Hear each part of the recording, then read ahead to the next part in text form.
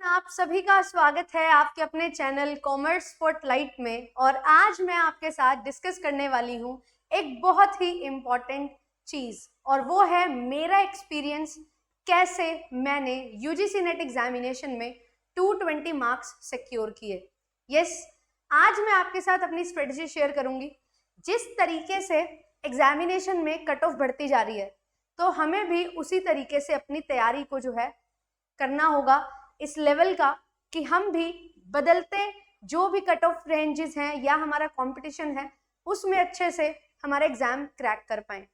मैंने अपना एग्जामिनेशन 2022 में भी क्वालिफाई किया था, जिसमें मेरे 99.88 परसेंटाइल आए थे, और अगर मैं मार्क्स बताऊं तो मेरे 198 मार्क्स थे। बट जैसे जैसे अब over the time cut off बढ़ रही है, तो मैंने सोचा कि क्यों ना मैं भी इस एग्जामिनेशन को उस पॉइंट पे देके देखूं जहां पे हमें कट ऑफ में चेंजेस दिखाई दे रहे हैं, कंपटीशन बढ़ता हुआ दिखाई दे रहा है। तो I decided to give examination in December 2024 and उसी एग्जामिनेशन में कैसे मैंने 220 मार्क्स सिक्योर किए वो मैं आपको बताने वाली हूँ। इस चीज को सुन के आपके मन में एक सवाल आया होगा, मैम आप तो सारा दिन पढ़ाते ही रहते हो, आपके लिए तो बहुत ईजी होगा। बट ऐसा नहीं है। क्या मैं 300 में से 300 नंबर लेके आ पाई? ऐसा नहीं हुआ। तो पढ़ाती तो मैं हूँ, ठीक है, आप लोग पढ़ते भी हो सारा दिन, तो इसका मतलब ये नहीं है कि सिर्फ पढ़ाने से ही आप जो है इस एग्जामिनेशन को क्वालिफाई कर लोगे। यस, मैं बिल्कुल अपडेटेड रहती हूँ, है ना, और रेलिवेंट चीजें हम पढ़ते हैं पढ़ाते हैं, इसी वजह से ये चीजें हो पाई। बट क्या चीजें आपको और फॉलो करनी चाहिए वो भी मैं आपको बताऊंगी। और पिछले 2-2.5 साल से मैं आपको पेपर 2 पढ़ा रही हूँ, बहुत रेगुलरली हम पेपर 2 पढ़ रहे हैं। बट पेपर 1 मैंने भी बहुत कम पढ़ा, मतलब जो मैंने अपने टाइम पे पढ़ा था ना 2021-22 में, वही पेपर 1 था। और उससे मैंने ये मेक श्योर किया कि मैं 35 क्वेश्चन यानी कि 70 मार्क्स सिक्योर कर पाई। तो आपके लिए आज के टाइम पे इतने नंबर सिक्योर आप कैसे कर पाओगे ये जानना बहुत जरूरी है। और मेरा भी एक यही इंटेंशन था कि मैं ये समझ पाऊं कि किस तरीके से क्वेश्चन जो है वो पूछे जाते हैं और किस तरीके से हमें उन क्वेश्चंस को अच्छे से पढ़ के समझना होगा एंड अपने आप को तैयार करना होगा कि हम उतना एग्जामिनेशन में मार्क्स सिक्योर कर सके जो हमें सिलेक्शन दिला दे। कट ऑफ कितनी गई थी? 210, मेरे मार्क्स आए 220। तो यस, मतलब ठीक ठाक मैंने जो है अपने मार्क्स जो है सिक्योर कर लिए थे। और यही चीज मैं आपको बताने वाली हूँ।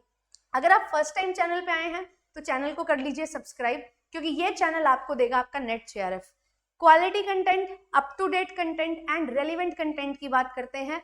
एंड जो चीजें हमारे लिए बहुत जरूरी हैं, इंपॉर्टेंट हैं, वो भी आपको बताती हूँ। क्या चीजें इंपॉर्टेंट नहीं है वो भी आपको बताती हूँ। तो इसीलिए बहुत ज्यादा जरूरी हो जाता है कि आप एक सही रिसोर्स को फॉलो करें, एक सही सोर्स से पढ़ें जिससे आपका सिलेक्शन हो सके। तो कॉमर्स स्पॉटलाइट बाय जेआरएफ अड्डा चैनल कॉमर्स के लिए वन स्टॉप सॉल्यूशन है। एंड जेआरएफ अड्डा चैनल पे आपके लिए पेपर 1 की रेगुलर क्लासेस चलती हैं। सुबह 7 बजे से 11-12 बजे तक आपके लिए पेपर 1 की क्लास होती है, आप लोग फॉलो कर सकते हैं। साथ ही साथ जो भी हमारी फ्री क्लासेस होती हैं उनकी पीडीएफ आपको मिल जाती है। फ्री टेस्ट होते हैं, फुल लेंथ मॉक टेस्ट होते हैं एप्लीकेशन पे, तो एप्लीकेशन को डाउनलोड कर लेना है सो दैट आपको ये सारी चीजें मिल जाएं। एंड अभी फिलहाल जो आपके लिए इंपॉर्टेंट है वो है एमसीक्यूज पीवाईक्यूज प्रैक्टिस करना। उसके लिए इग्निशन बैच 2.0 है जिसमें 1000 एमसीक्यूज हम डिस्कस करने वाले हैं, तो आप लोग ज्वाइन कर सकते हैं। काजल मैम आपके लिए बैच ले रहे हैं जिन्होंने अभी दिसंबर 2024 में ही अपना जेआरएफ क्वालिफाई किया है 212 नंबर के साथ। तो वही चीजें आपको पढ़ाई जाती हैं, बताई जाती हैं, उन्हीं से ही आपको पढ़वाया जाता है जो एक्चुअल में इस एग्जामिनेशन को बहुत अच्छे तरीके से फील करके आए हैं, समझ के आए हैं और आपकी हेल्प कर सकते हैं। एचपीएससी का भी एमसीक्यू बैच है, रिकॉर्डेड आपको ये मिल जाएगा, अभी रिसेंटली ही कंप्लीट करवाया है, अब आप रिकॉर्डेड फॉर्म में ले सकते हो। दिसंबर के लिए ज्वाइन करना चाहते हो, एनरोलमेंट आपके लिए स्टार्टेड है, आप ज्वाइन कर सकते हैं। पेपर 1 का ऑफलाइन बैच भी चल रहा है जयपुर में, तो आप लोग कॉल कर सकते हैं, कुछ पूछना है पूछ सकते हैं एंड ज्वाइन कर सकते हैं। तो चलिए अब बात करते हैं अब मेरी स्ट्रेटजी की कि कैसे मैंने अपना एग्जामिनेशन क्वालिफाई किया और क्रैक किया। आपको मैं अपना एक्सपीरियंस बताऊंगी, आप भी अगर उससे अलाइन कर पाते हैं तो आप उसको बिल्कुल फॉलो कर सकते हैं। सबसे पहली चीज जो हमें यहाँ पे समझनी है वो है अपना पेपर 1 और पेपर 2 का टारगेट स्कोर। मुझे ये पता है कि जिस तरीके से हमारे एग्जामिनेशन में क्वेश्चन बहुत ज्यादा डायनामिज्म के साथ पूछे जा रहे हैं, अलग तरीके से पूछे जा रहे हैं, तो मेरे लिए कम से कम 35 क्वेश्चन सही करना यहाँ पे और 70 क्वेश्चन सही करना यहाँ पे पेपर 2 में बहुत ज्यादा जरूरी है। एंड इसी के अकॉर्डिंग मैं हमेशा 105 से 110 क्वेश्चन का टारगेट सेट करती हूँ कि हाँ भाई मेरे 105 क्वेश्चन तो सही हो जाएं, सो दैट यहाँ पे मैं 210 जो टारगेट रहता है वो पूरा कर लूँ, इससे ज्यादा ही हो एक दो, सो दैट जो कट ऑफ है वो भी हम अचीव कर सके अच्छे से। तो ये जो है ये मेरा टारगेट स्कोर जो है, मिनिमम टारगेट स्कोर रहता है। मैक्सिमम की अगर मैं बात करूं तो यहाँ पे 40 क्वेश्चंस एंड यहाँ पे 75 क्वेश्चंस, ये टारगेट हम रखते हैं, जिससे हमारे पास यहाँ पे 115 क्वेश्चन यानी कि 230 नंबर तक की हमारी तैयारी बहुत अच्छे से हो जाती है। हमें 300 में से 300 नंबर नहीं लेने, 150 में से 150 क्वेश्चन सही नहीं करने, ये अपने दिमाग में सेट करना होगा। एंड यस, मैंने ये चीज अपने दिमाग में सेट कर ली थी कि अगर मुझे एग्जामिनेशन क्वालिफाई करना है, मेरे 105 से 110 क्वेश्चन सही होने ही चाहिए। प्रीवियस ईयर के बिहाफ पे मैं ये टारगेट सेट करके गई थी, क्योंकि वहां पे जो है 200 प्लस हमारी कट ऑफ जाने लगी थी, तो मैंने 210 का टारगेट बनाया। अब हमारी कट ऑफ 210 जा रही है, तो यहाँ पे मैं 220 का अपना टारगेट बनाते हुए चलूंगी, जिसमें मैं ये कोशिश करूंगी 110 क्वेश्चन मेरे सही होने चाहिए, 35 से 40 और 75 से 80 की रेंज यहाँ पे मैं अपनी पेपर 1 पेपर 2 में लेके चलूंगी। ये चीज मैंने अपने माइंड में बिल्कुल क्लियर कर ली थी। दूसरी चीज अब क्या मुझे ध्यान रखनी है कि जब मैं बात कर रही हूँ पेपर 1 की तैयारी की या पेपर 2 की तैयारी की, तो कैसे हम चीजों को लेके चलेंगे। किसी को भी हर एक चीज नहीं आती, मुझे भी नहीं आती थी, आपको भी नहीं आती है। आपने 100% सिलेबस जो मेंशन है वो कवर कर भी लिया होगा, तो भी कुछ ना कुछ नई चीजें आपको पेपर में देखने को मिलेंगी, कुछ ऐसे तरीके से चीज पूछ ली जाएगी आपको समझ नहीं आ रहा होगा। तो क्या करना है, अब हमारे को अपने पेपर 1 में जो हमारी सबसे बेस्ट यूनिट्स है ना, वो यहाँ पे निकाल लेनी है। जैसे मैंने अपनी बेस्ट यूनिट में कौन सी यूनिट निकाली थी, मुझे पता था मैथमेटिकल रीजनिंग मेरी बेस्ट यूनिट है, डीआई जो है बेस्ट है, आरसी में मैं बिल्कुल थोड़ा सा टाइम लगा के उसको 5 में से 5 क्वेश्चन सही करूंगी, ठीक है। लॉजिकल रीजनिंग मेरी अच्छी है, बस हाँ इंडियन लॉजिक में मैंने रिवीजन नहीं की थी, तो मैंने उसको थोड़ा साइड में छोड़ा था, बाकी पोर्शन मैंने किया। देन उसके बाद ICT, research aptitude and teaching aptitude, ये जो मैंने अपने नोट्स बनाए हुए थे उन्हीं से ही, साथ ही साथ कम्युनिकेशन भी, और उसके बाद जो पीपल डेवलपमेंट एनवायरनमेंट है और हायर एजुकेशन है, ये मैं सबसे कम, ठीक है, लीस्ट जो है वो पढ़ के गई थी। तो मैंने अपनी बेस्ट यूनिट निकाली, ये 3 ये 4, और उसके बाद जो है बाकी की जो 6 यूनिट थी, वो 6 यूनिट मैंने यहाँ पे जो है थोड़ा बहुत, मतलब जैसे लिमिटेड टॉपिक्स जो हैं उनको फोकस किया। ऑब्वियसली क्योंकि जब आप पेपर देने जाओगे तो कुछ ना कुछ तो पढ़ के जाओगे। तो जैसे मैंने आपके लिए 10 मॉक टेस्ट अरेंज किए थे, जिसमें मैंने कॉमर्स के पेपर 1 सॉल्व करवाए, मैनेजमेंट का पेपर 1 सॉल्व करवाया, पेपर 2 के साथ कॉमर्स के साथ, तो वही चीज मैंने यहाँ पे की कि आईसीटी में जो प्रीवियस ईयर में क्वेश्चन आ रहे थे ना 2-3 बार के, वो मैंने देखे। जैसे कि मुझे दिखाई दिया नंबर सिस्टम, ठीक है, नंबर सिस्टम में कन्वर्जन हमें आई, फिर मेमोरी वाला टॉपिक जो है वो बार बार दिखाई दे रहा था, फिर जो है सॉफ्टवेयर वाला टॉपिक जो है आपका बार बार आ रहा था, ठीक है, तो सॉफ्टवेयर वाला टॉपिक थोड़ा सा पढ़ लिया। तो यहाँ से जो है इसके बाद इनपुट आउटपुट यूनिट्स है, ये थोड़ा सा पढ़ लिया, ठीक है। तो यहाँ से ये वाले टॉपिक पढ़ के मुझे बहुत सारे क्वेश्चंस मिल गए जो मेरे लिए बहुत आसान हो गए। फिर उसके बाद मैंने रिसर्च एप्टीट्यूड में भी, जो मेरा पेपर 2 में रिसर्च एप्टीट्यूड था, वही रिसर्च एप्टीट्यूड मैंने पढ़ा, टाइप्स ऑफ रिसर्च, ठीक है। देन उसके बाद यहाँ पे वैलिडिटी रिलायबिलिटी वाला टॉपिक, देन इसके बाद हाइपोथेसिस टेस्टिंग वाला टॉपिक। ये जो टॉपिक थे, पैरामीट्रिक और नॉन पैरामीट्रिक टेस्टिंग क्या होते हैं, उसके क्या क्या डिफरेंट टाइप्स हैं, कब कौन सा टेस्ट यूज होता है, ये सारी चीजें मैंने पढ़ी। एंड इसके साथ साथ जो है हाइपोथेसिस टेस्टिंग के जो प्रोसेस है, वो हमारी जो टाइप्स ऑफ रिसर्च है उसमें क्या प्रोसेस होते हैं, किस तरीके से रिसर्च की जाती है, उसकी प्रोसेस क्या है, कौन सी रिसर्च कब यूज होती है, ये चीजें जो है ये बेसिक मैंने यहाँ पे की थी। इससे ज्यादा मैंने कुछ नहीं पढ़ा। हाँ, न्यूमेरिकल पूछे जा रहे हैं, मैंने नहीं किए, जो पेपर 2 में आते हैं मेरे वो मैंने किए थे बस। तो ये चीज मैंने यहाँ से की। Teaching aptitude and communication, syllabus बहुत वास्ट है, बट मैं आपको एक चीज बताती हूँ जो मैंने ऑब्जर्व की और जो मैं बिलीव करती हूँ।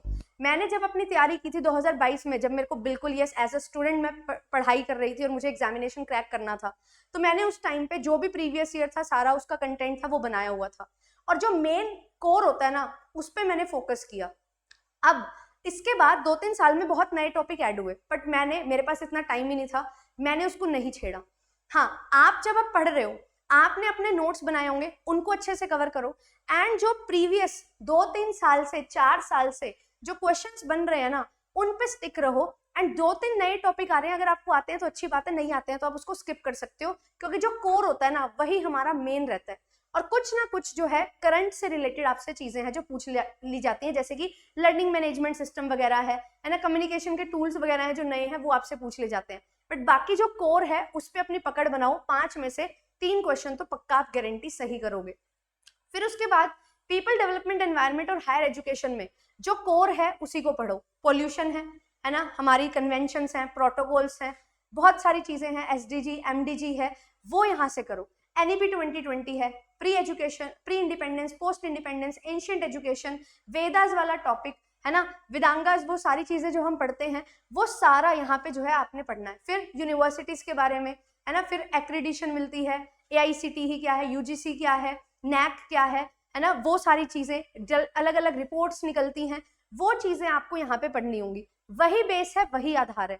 तो यहाँ से जो है आपके बिल्कुल 35 क्वेश्चन कंफर्म हो जाएंगे, क्योंकि आप 3 या 4 बेस्ट यूनिट निकालो जहां से आप 17 से 20 क्वेश्चन जो है वो कर सको। 15 से 17 क्वेश्चन 20 में से निकल जाएंगे। तो यहाँ पे जो है, यहाँ से मेरे मान लो 17 क्वेश्चन यहाँ से निकले।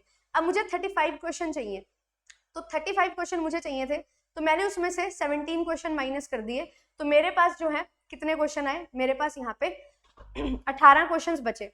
अब मेरे को यहाँ पे कितने थे, 6 यूनिट है, तो यहाँ पे 30 क्वेश्चंस में से मेरे को 18 क्वेश्चन सही करने हैं। अब 18 क्वेश्चन सही करने हैं, 6 यूनिट्स हैं, तो अगर मैं हर यूनिट से 3 क्वेश्चन भी सही करूं तो भी मेरी बात बन जाएगी।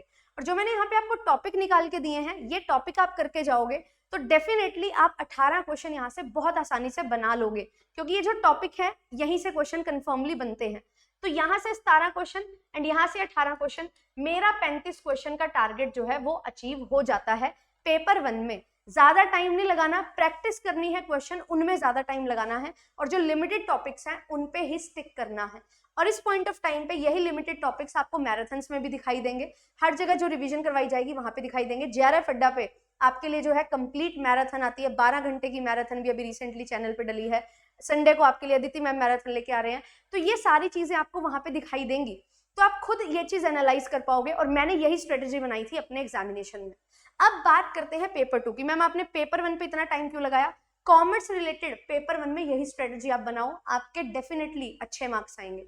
फिर पेपर 2 पे चलेंगे। अब बच्चे क्या करते हैं, पेपर 1 को इतना ज्यादा सीरियसली लेते हैं, सारा टाइम पेपर 1 पे लगा देते हैं और फिर वही 30-35 क्वेश्चन सही करते हैं। कम टाइम लगा के 30-35 क्वेश्चन सही कर लो ना, बाकी टाइम पेपर 2 पे लगाओ। पेपर 2 पे मैंने तो अपना टारगेट रखा था 75+, ऑल्दो 75 ही हो पाए, चलो कोई नहीं, बट 75 भी काफी है। तो यहाँ पे अब 75+ मार्क्स लेने हैं। हमारे पास 100 क्वेश्चन, 75+ क्वेश्चन सही करने हैं। टोटल 100 क्वेश्चन है मेरे पास, 10 यूनिट्स है मेरे पास। अब अगेन यहाँ से मैं ये नहीं बोल सकती कि कोई यूनिट को आप ऐसे ही स्किप कर दो, नहीं, कोई भी यूनिट को स्किप मत करो। अगर आपने यूनिट को प्रिपेयर कर लिया है तो बहुत अच्छी बात है। प्रिपेयर में क्या क्या चीजें आएंगी, आपने सिलेबस कर लिया है, आपने PYQs कर लिए हैं, आपने MCQs कर लिए हैं, आपने नोट्स बनाए हैं, नोट्स को आपने रिवाइज किया है एंड बढ़िया तरीके से मॉक टेस्ट दे रहे हो। ये सारी चीजें हो गई, मतलब आपने यूनिट प्रिपेयर कर ली। अब एक होता है यूनिट प्रिपेयर नहीं की है ना, यूनिट जो है वो प्रिपेयर नहीं की है तो क्या करें? तो यूनिट अगर प्रिपेयर नहीं की है तो आपने क्या करना है, आपने PYQs के थ्रू अपने टॉपिक्स आइडेंटिफाई करने हैं। और एक यूनिट से, मैं ये नहीं बोल रही 50 टॉपिक करो, सिर्फ 10 टॉपिक उठा लो, है ना, और उन 10 टॉपिक से मैं आपको श्योरिटी देती हूँ 7 से 8 क्वेश्चन जो हैं वो बिल्कुल आपके सही होंगे।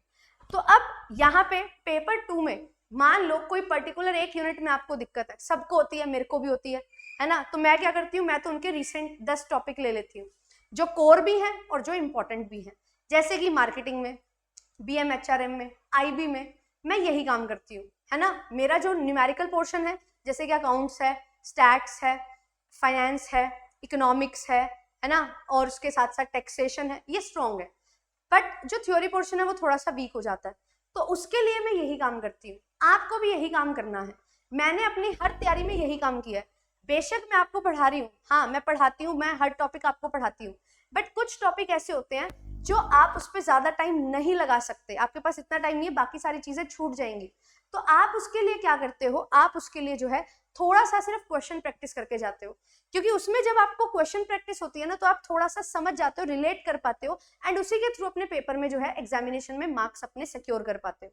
और अब बात आती है कि कोई यूनिट अच्छे से प्रिपेयर कर ली तो पेपर में क्वेश्चन नहीं आया, तो ऐसा हो सकता है क्या? बिल्कुल होता है।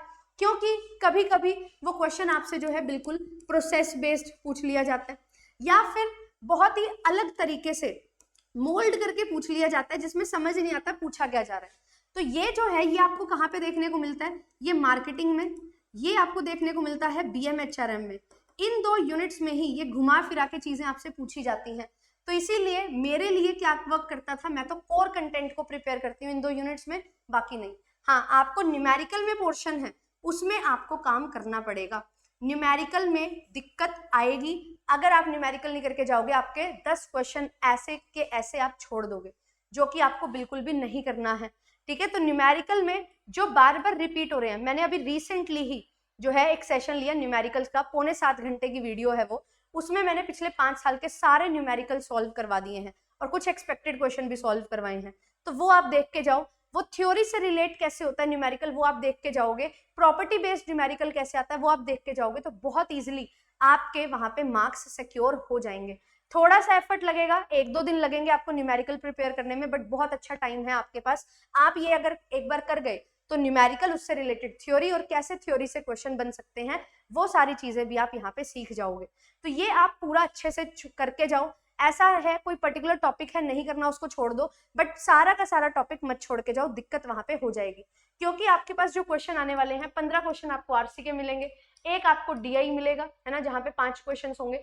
तो ये जो 20 क्वेश्चन है ये 40 नंबर आपके रहेंगे। तो 40 मार्क्स को आप ऐसे ही नहीं छोड़ सकते। आपको यहाँ पे जो है टॉपिक की थोड़ी बहुत नॉलेज होगी एंड अच्छे से रीडिंग करोगे तो ही आपके ये 15 क्वेश्चन है जो सही हो पाएंगे, 30 नंबर आपको मिल पाएंगे। और ये टाइम कंज्यूमिंग भी होता है। फिर उसके बाद आपके मल्टीपल सिलेक्शन ऑप्शन होते हैं, मैच द कॉलम वाले ऑप्शन होते हैं। देन इसके बाद असर्शन रीजनिंग आजकल जो है कम हो गया आना, बट आ सकता है। स्टेटमेंट वाले क्वेश्चंस होते हैं, कौन सी स्टेटमेंट सही है कौन सी गलत है ना, which of the following statement is not correct, which of the following statements are correct, वो चीजें आपसे पूछी जाती हैं। और डायरेक्ट क्वेश्चन जो है वो बहुत कम होते हैं एंड इनमें थोड़े से जो है न्यूमेरिकल क्वेश्चंस भी होते हैं।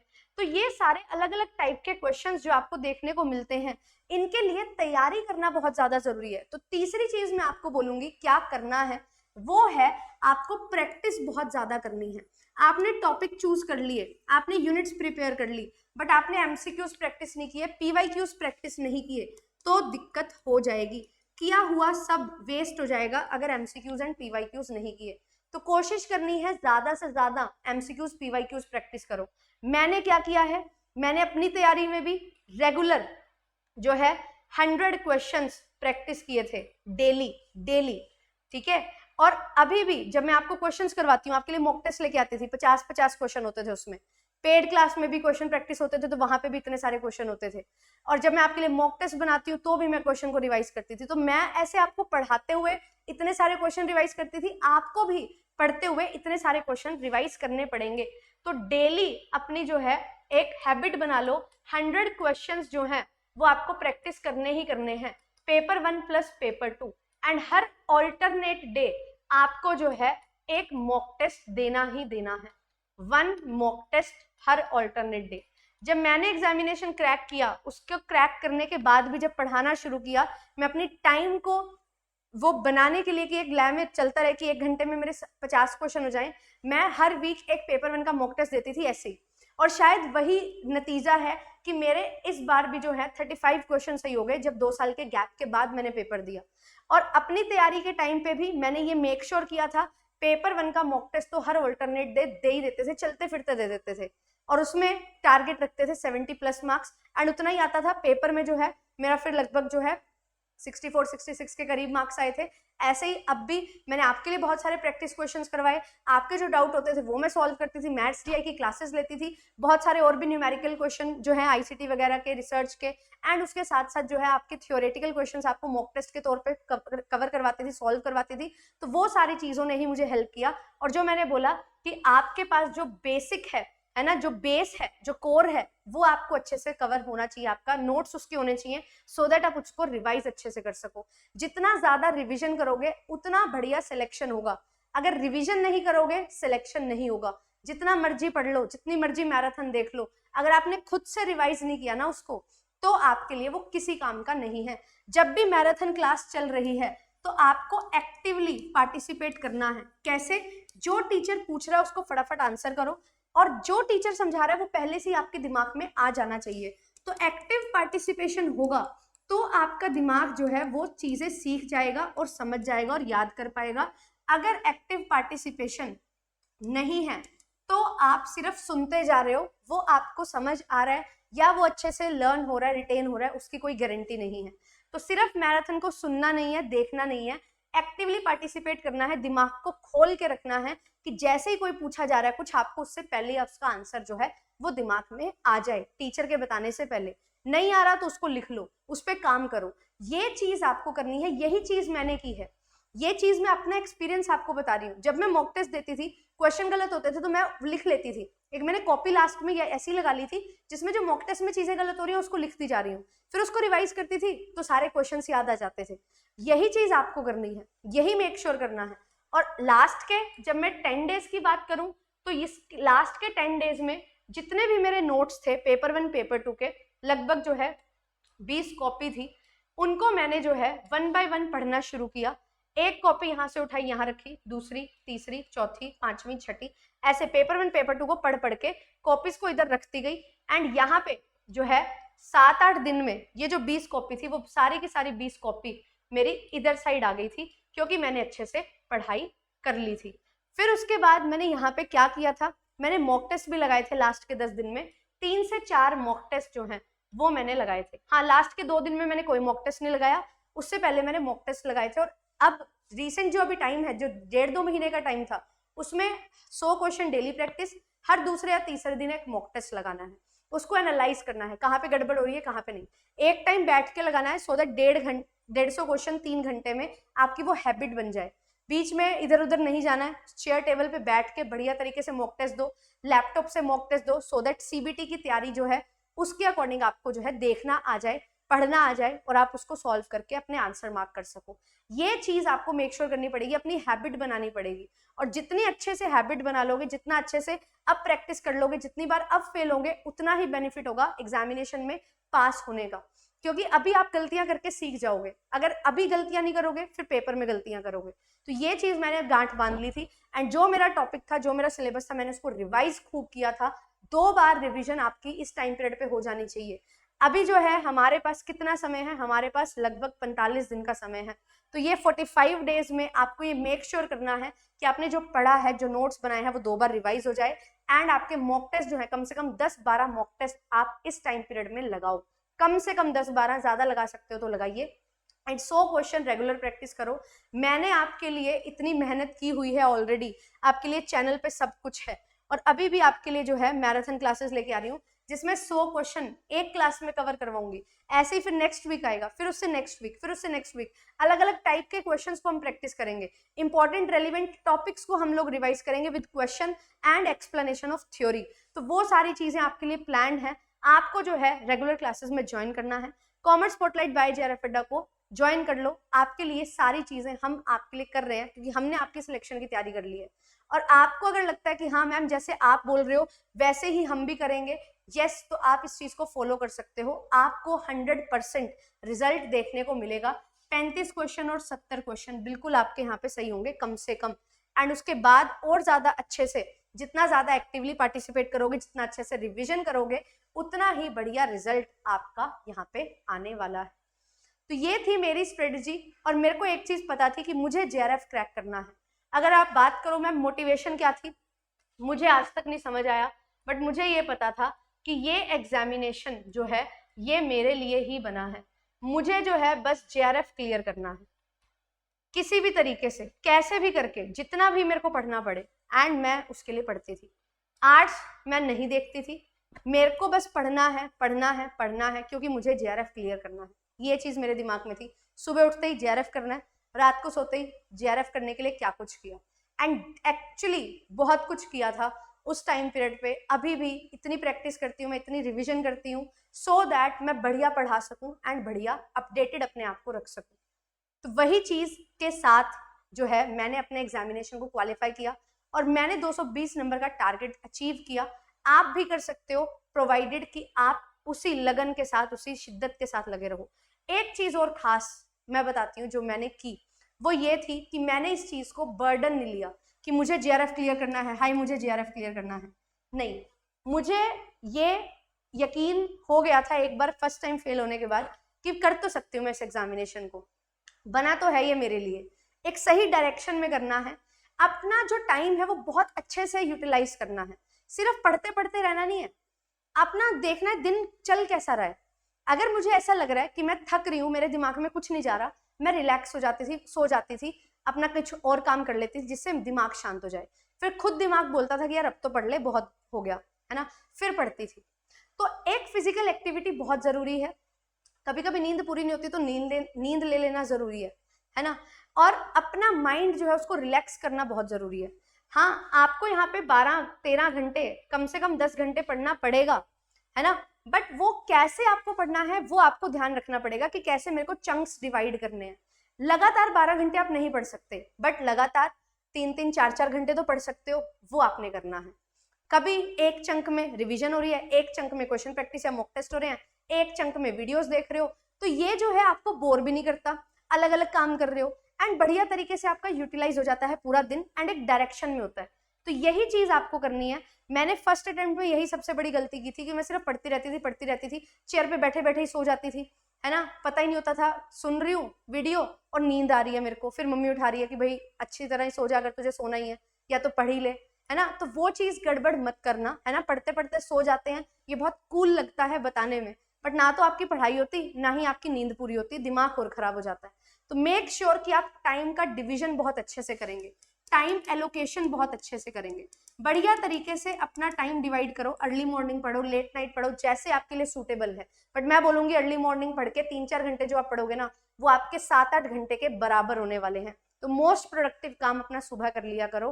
क्वेश्चन प्रैक्टिस हो सकता है या आपको रिवाइज करना है, जो इंपॉर्टेंट चीज है आपकी, है ना, जो मोस्ट इंपॉर्टेंट है, जिसको आपने फर्स्ट टाइम पढ़ना है कोई चीज, या आपको कुछ अच्छे से समझना है, वो काम आप यहाँ पे कर सकते हो। ठीक है, दोपहर में थोड़ा सा इनएक्टिव हो जाता है दिमाग, उसको एक्टिव रखने के लिए एमसीक्यूज प्रैक्टिस करो, मॉक टेस्ट लगा लो, जिससे क्या होगा, आपको पता लगेगा यार ये क्वेश्चन गलत हो रहा है तो मेरे को इसके लिए पढ़ना है, फिर आप शाम को पढ़ोगे, रिवाइज करोगे, ये चीज, ये साइकिल आपका जो है वो चलता रहेगा। तो ये था मेरा एक्सपीरियंस, जो मैंने अपनी तैयारी के दौरान जो है ये सारी चीजें की थी, अच्छे से टाइम डिवाइड किया, एलोकेट किया, पेपर 1 पेपर 2 को सुबह शाम का टाइम, है ना, पेपर 1 की बहुत सारी प्रैक्टिस की, क्वेश्चंस की, पेपर 2 को रिवाइज बहुत अच्छे से किया, क्वेश्चन प्रैक्टिस किए, मॉक टेस्ट लगाए, सारी चीजें की। बट यस, मेरा जो मेन फोकस था पेपर 1 से ज्यादा पेपर 2 पे था, क्योंकि पेपर 1 से डबल मार्क्स पेपर 2 में है। तो पेपर 1 में अगर मैं 2 घंटे दे रही हूँ, पेपर 2 में मैं 4-5 घंटे देती थी, है ना, सो दैट एक बढ़िया प्रोपोर्शनेट तरीके से मेरी तैयारी जो है वो हो जाए। तो आपको भी यही सब करना है। एंड यस, आपके लिए क्वेश्चन प्रैक्टिस के लिए मैं हमेशा लेके आती हूँ एनटीए के क्वेश्चन, एनटीए के स्टैंडर्ड के क्वेश्चन और उसी लेवल के एमसीक्यूज, पीवाईक्यूज, सो दैट आप बढ़िया तरीके से जो है अपनी तैयारी कर सको। एंड एनटीए जो क्वेश्चन पूछने वाला है उनकी तैयारी करते हैं, है ना, सो दैट एनटीए का जो मूव हो नेक्स्ट, उसके लिए हम तैयार रहें। तो यही थीम से आपके साथ जो है क्लासेस में हम रेगुलर ज्वाइन करते हैं, जुड़ते हैं, आप बहुत बच्चे जो हैं जुड़ते हैं क्लासेस में, और यही मोटिव से हम आगे बढ़ते हुए चल रहे हैं। तो आप लोग चैनल सब्सक्राइब कर सकते हैं, ज्वाइन हमें कर सकते हैं। 11 बजे का टाइम है मेरा मैराथन्स का। Thank you so much.